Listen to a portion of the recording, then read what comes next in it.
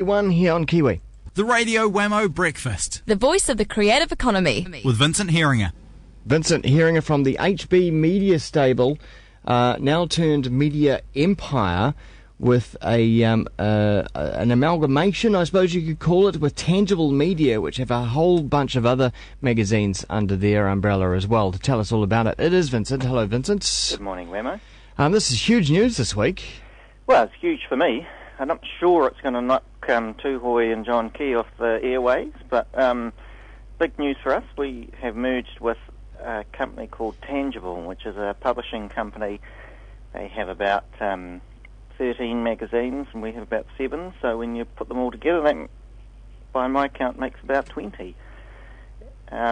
And which would make it one of the largest magazine publishers? Well, you know, it's always how you define these things, but in terms of, if you put together privately owned and New Zealand owned and publishing, then we end up as the largest privately owned independent New Zealand publishing company.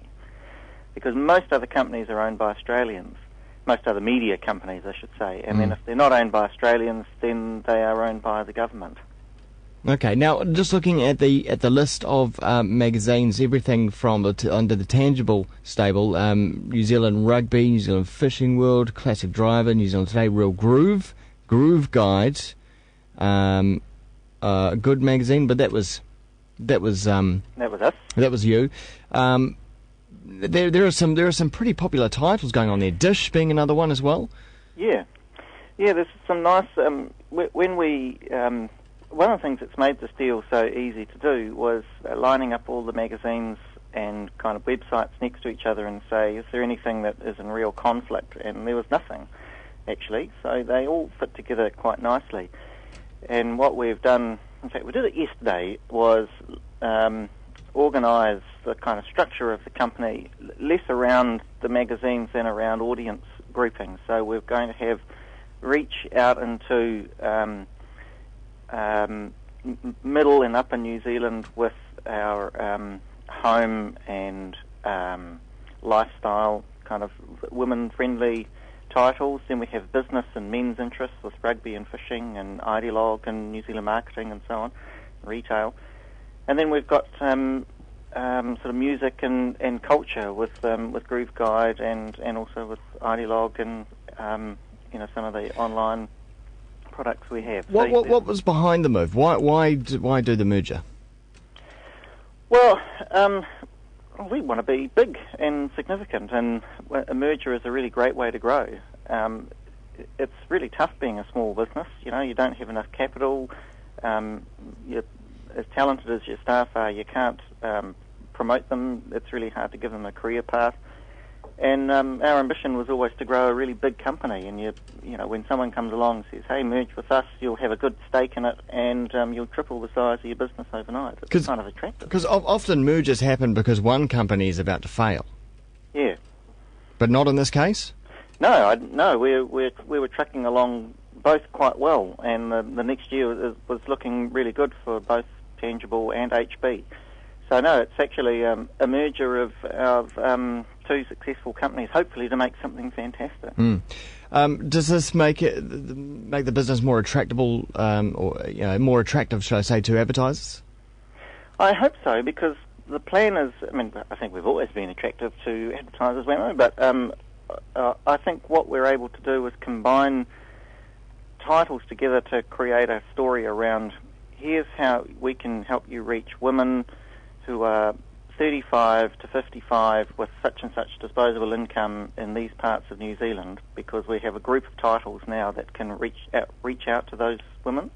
And same with men, you know, we can pull together a story around a certain type of man that you can reach if you're, I don't know, Chic Ultra or something like that, or a Steinlager Pure. We can put together a really compelling story about how they can reach New Zealanders at a certain time.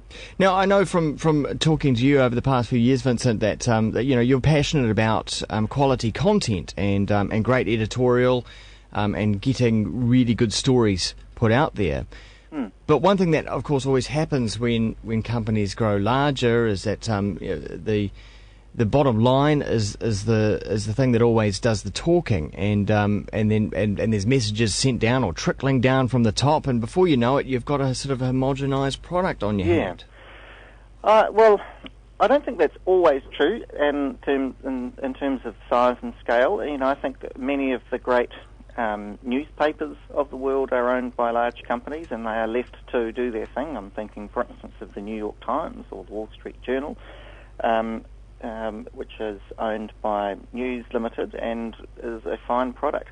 I think Fairfax are a fine publishing company, and they have very strong editorial traditions. I don't think size necessarily dictates quality. In fact, sometimes size can help because you're able to employ people and retain them who have skills and reputation and networks and so on. I think editorial quality is one of the hallmarks of what we have done, and also design quality as well. And you'd be mad to give that away. Why would you? If that's kind of where you've built your business, that's one of the reasons that they've merged with us, is because they share the same philosophy. But one of the things you are able to do as a smaller company, though, is be more innovative? I think there's a little bit of that. Yeah, you can be. You have to be more flexible and more because circumstances demand it. So will the challenge be to keep that ethos there as well? Yeah, that will be a challenge. But having said that, in New Zealand, being the largest independent publishing company means that you're probably just a little bit bigger than the small guys. It's still only 50 people. So it's kind of the best of both worlds, I think, because we've got a very flat management structure. There's 4 of us running it. I'll be in charge of online, so I'll be making sure that we're driving that innovation all the time. Vincent Heeringa, best of luck, although we will be talking next week, but it's a good time now to wish you good luck in this. When are we going to have the Wammo magazine or the or Wammo online? That's coming, to be continued. Watch that space. All right, cheers, Thanks, Vincent. Wammo. It's now